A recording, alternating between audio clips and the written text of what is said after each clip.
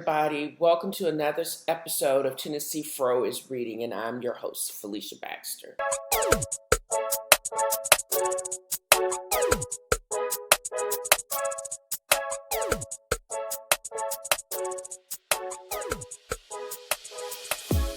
Thanks to everyone who joined me live on Facebook as I attempted a reading from my newly released book, Not My Family, available at FeliciaBaxter.com. I wanted to introduce the audience to two new wine releases from Traveling Vineyard, Pajama Drama and Lulo.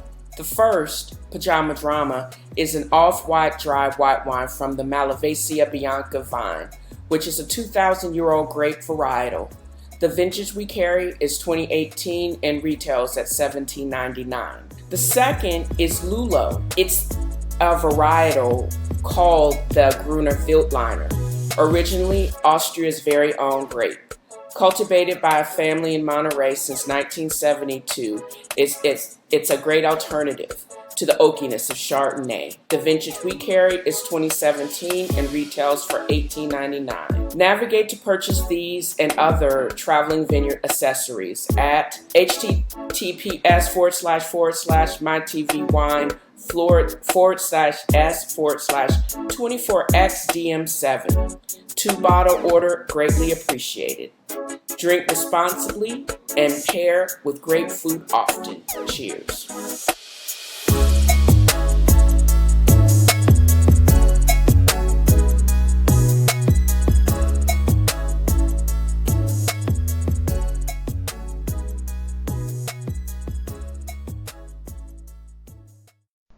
So, what exactly have I been reading? Well, added to the Libby's list. Well, I didn't add anything to the Libby's list as far as book form, but I want to actually just update.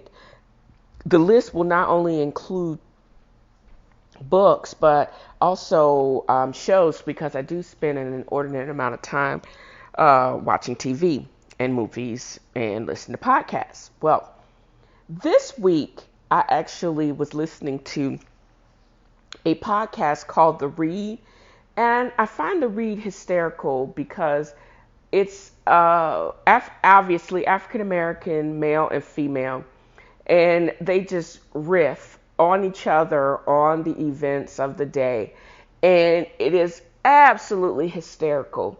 One of the last podcasts that I actually listened to, actually it was today, and they were just going on and on and on about the Game of Thrones. And if you have a pulse, you know the last season of the Game of Thrones wrapped up within the past week or two.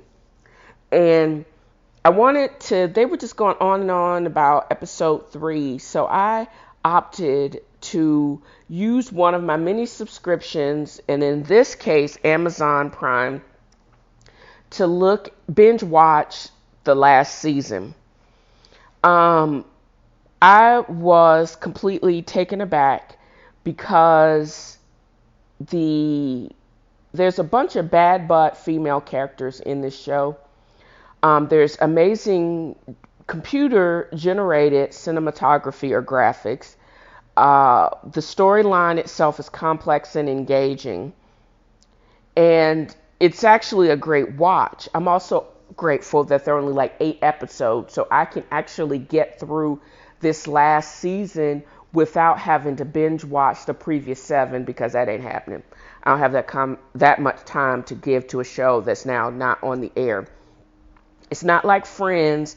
I'm not going to be able to watch this over and over again. One of the things that I did not like about this show is even though it's all based in fantasy, there's a lot of violence in this show. There's a lot of religious overtones. And again, as I said, it's a well-written show. In spite of the plastic and the Starbucks cup that other fans have posted online, it's actually a really good show. And then Ava DuVernay's just heartbreaking take on the Central Park 5 when they see us premiered on the 31st. And I did binge watch that and I vacillated between abject sadness and anger, more like rage, about the story of the Central Park Five. This story just represented and how it was just basically an egregious miscarriage of justice. I could not understand why teens and actually kids ended up in the adult system. Rikers, one of the young men, I believe, his name was Korey Wise, and a couple of them actually ended up at Rikers and then in Attica, of all places. Are you freaking kidding me? How did this happen? And then you got the dumbass in charge, Trump, taking out full page uh, uh, articles and posts in the New York Times. It's like it's Twitter on crack. That how all of these how they should reinstitute the death penalty and fry all these little kids, while the police and the DA was wasting their time convicting these young men or these young kids. The actual killer would go on to brutally rape, mutilate, and kill 4 more women. And they were actually wasting the public's time and money. I also noticed there were several points in that show that just rocked me. Korey Wise, as I said, was one of the young boys that actually got convicted, wrongfully convicted, of raping that young woman. But his backstory was more poignant for a number of reasons. It was obvious that this kid had a learning disability. Um, and I'm not sure, he probably should never have been tried or convicted, because I think his mental disability, if he had a proper lawyer, should have kept him from getting convicted as he was and tried and convicted as an adult.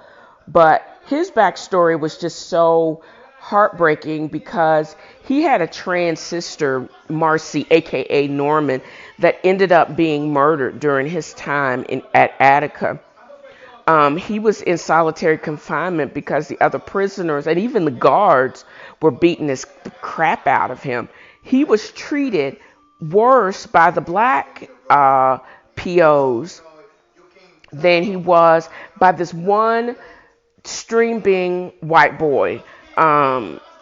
Treated him well because he had a son, and he would hope for, if his son got in a situation, somebody would treat him like a human and look out for him. And they actually ended up having a really good relationship. And I was wondering, why did all the black prisoners and the black cops penalize him? Because did it make us look bad to some extent? And he actually came up for parole a number of times. And his last time coming up for parole, he said he won't go back there because he would never admit to doing something that he knew he didn't do. And his quote was actually really poignant. It said, "If they don't want to hear my truth, I don't want to waste my energy." And that was bad butt. And he was the last young man that was released from jail after their convictions were all vacated in 2014. He was actually one of the last ones to be released. And what furthermore that tripped me out was how I want to say every one of them except him left New York. He's actually, all of them live down here or near me in Georgia, of all things. How they escaped, they left the North and had to come back to the South. That just blew my mind. So I would suggest go binge watching the last season of Game of Thrones, Googling what you don't understand, but don't waste your time watching the other 7 seasons. And then watching When They See Us by Ava DuVernay. That was co-produced with Oprah Winfrey. And I have a feeling it's on tap to receive. It came on Netflix. I'm wondering if it can actually get either an Emmy or Oscar because it's a great watch. And next is what I'm reading. I'm still reading Kingpin, and I'm actually up to the part where he has moved to San Francisco, and he is now having a major beef with his second in command, about not only expanding the business but letting someone also share in the spoils of running his vast drug empire. And one of my major tweets of the day um, comes back to I apologize, but I blew by this. The news. A couple of things in the news, what's actually tripping me out. There was a mass shooting this past week in Virginia Beach. There were 12 people that died, including the gunman who was a long-term Virginia Beach employee that actually just went into one of the government buildings in downtown and just started shooting. And sometimes you cringe at the reaction of our current administration to tragedy. But one of the things I actually said was I think is partially true. They basically say that more laws are not going to help, and I completely agree with that. I more so support better mental health and a better screening process to keep the guns out of hands of crazy folks. And with great sadness, they found the remains of Malia Davis. This was a 4-year-old that disappeared while in the care of her mom's ex-fiance. And that's the thing that actually blows my mind. I'm having a very difficult time, as most people are, in relating to this woman because I know she left this little girl in the care of her ex-boyfriend because she thought, oh, he wouldn't hurt this little girl. Yeah, he would. She ended their relationship after she found naked pictures, get this, of another man on his phone. Even before the little girl disappeared, she had some issues with how he disciplined the little girl physically while the little girl was sick. There were allegations of potential sexual abuse. And you tell me you left this little defenseless little girl in the care of this jackass. And I know you were grieving because of the death of your father, but why? She was only 4. You could have actually taken her with you instead of leaving her behind in Houston. I'm floored. I think people make some of the dumbest decisions of a lifetime, and this was one of them. And not only should he be convicted and tried and convicted of first-degree murder, she needs to be convicted of something like negligent, felony, child negligence, and complicit in this little girl taking all of this abuse at the hands of this dumbass. I'm just floored. And it just makes me so angry knowing that this pretty little girl lost her life because her mom failed to protect her. I think both of them are going to get whatever they deserve. She doesn't deserve my support. What she does deserve is a kick in the pants because she's dumb. Just completely dumb. But let's not focus on all of that negativity with all that's going on in Virginia Beach and with the death of Malia Davis. But I wanted to share with you my affirmations. Life can suck, but I have food, clean water, and AC. I have time to reflect. I can share joy. Everyone has problems, but I can't reflect on my problems and everyone else's problems. I get to paint my own picture. Why do I feel bad when I'm actually happy, and why do I am so hesitant in sharing my joy with people? Because I don't know. I still have a problem that not everybody will receive my joy positively, because again, they got their own stuff um, to deal with. Um, I want to be happy with me, and I don't want to be dependent on a job or others for my own happiness. Why give away my own power?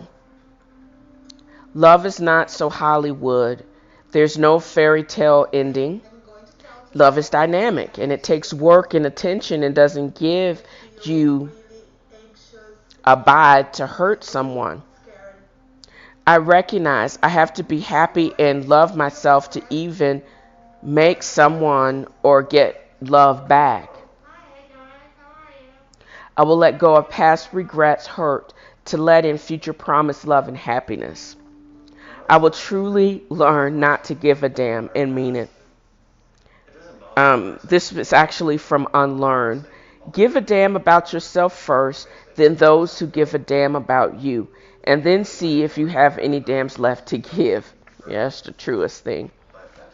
I want to recapture my dignity and self-worth. I want to figure out what I want in this life and get it. And if it doesn't work out, revise and then repeat the whole process. And today's affirmation is, we all got to die. It's what we do up until then that's important. And what's the point of building a life if it's not the life that you want? If something is important, let it show.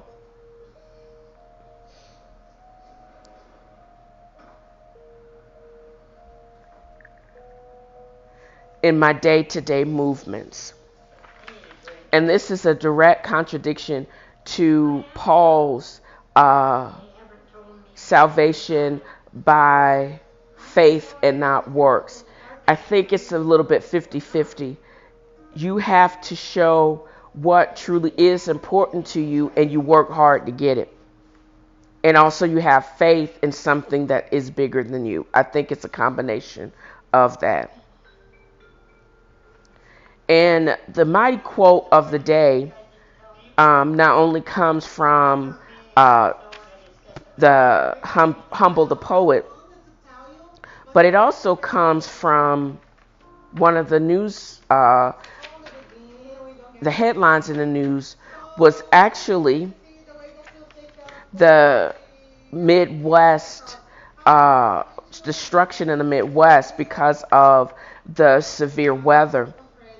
And there is a picture of one of the survivors after the tornadoes ripped through her hometown and basically destroyed her house.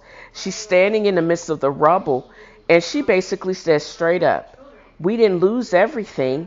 We didn't lose our lives. And that's the truest thing ever said right there.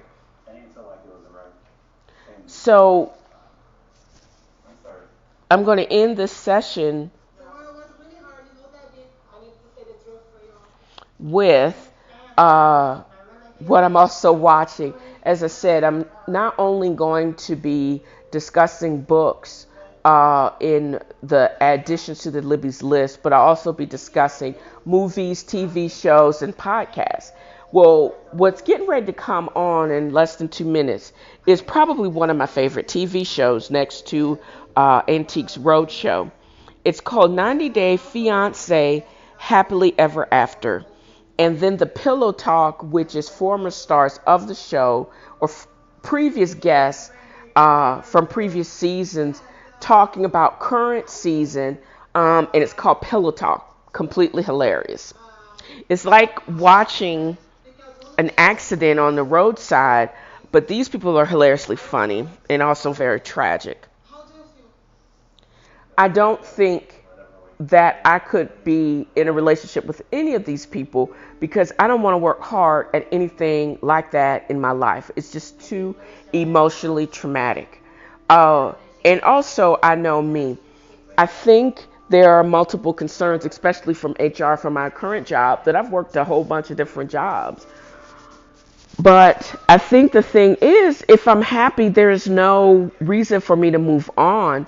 And I don't think I'll ever stop looking for my next move because I know that nothing is guaranteed. There could be anything that can happen in any day, and I'll have to move on. I just have to be prepared to do it, and that's actually okay. So, in conclusion, I'm going to end with a bit of free advice. You control your own narrative.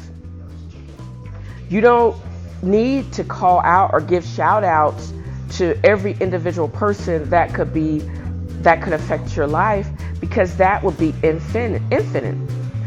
I've had both positive and negative influences on my life, and they are too numerous to me to be able to pinpoint one specific instance or one specific person or a group of people because it wouldn't be fair to any of the other people, either positive or negative. And you're going to have to, if you need that from me, you ain't going to get it because I'm not going to be able to do that. But I still do need patrons though. If you want to continue to support, even though I may not give you an individual shout out, you can navigate to my Podbean Patreon site, the Talking Fro, or you can navigate to FeliciaBaxter.com and purchase a book, and you can know then a bit of my narrative. This is again TNFro broadcasting from Chattanooga, and I hope you guys have a great evening. Take care.